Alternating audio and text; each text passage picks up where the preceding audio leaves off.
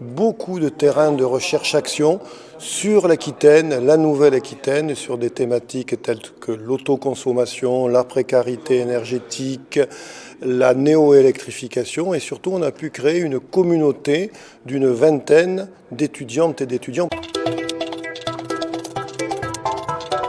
Le premier objectif était véritablement de faire travailler ensemble l'histoire économique et l'histoire de l'innovation, la sociologie et la médiation des sciences. Et cet objectif, il a été rempli même au-delà des espoirs, puisqu'on a pu faire travailler ensemble des disciplines, des terrains, et on a créé des dynamiques, maintenant avec 3 ou 4 générations d'étudiants. En 2 ans, et l'année universitaire n'est pas terminée, on peut considérer que c'est entre 16 et 20 étudiants qui ont réalisé des stages, des travaux, et c'est déjà beaucoup.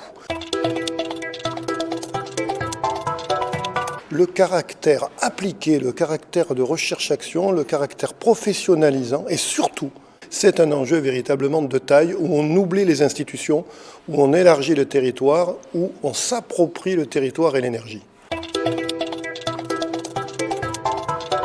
Une grande diversité disciplinaire et au fond, on n'a pas uniquement eu des disciplines classiques comme l'économie ou des disciplines classiques comme les sciences politiques, on a eu véritablement aujourd'hui beaucoup une journée avec l'apport des sociologues. Et puis surtout quand même, cette mobilisation des étudiants qui, par leurs travaux, ont permis de faire réagir des chercheurs seniors, des acteurs professionnels et ont créé une dynamique de chair.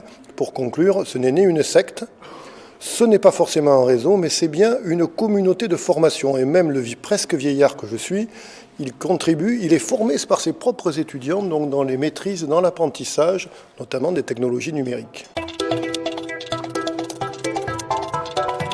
Les sciences humaines et sociales sont là justement pour contribuer à une médiation auprès des usagers, des citoyens, des abonnés, des consommateurs qu'il faut souvent réinventer, qu'il faut souvent obliger à regarder sa facture, à regarder l'énergie, Christelle Assegon le rappelait, à regarder l'énergie qui est trop invisible, à regarder les usages.